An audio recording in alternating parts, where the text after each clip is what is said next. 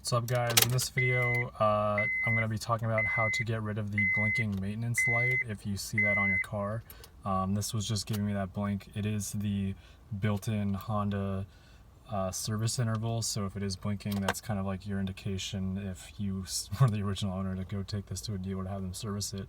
But in this case, if you want to just clear that blinking yellow maintenance light that you saw right there, the way you do it is you will hold down the odometer reset button after you've turned the car off. So you would turn the car off like it is right now.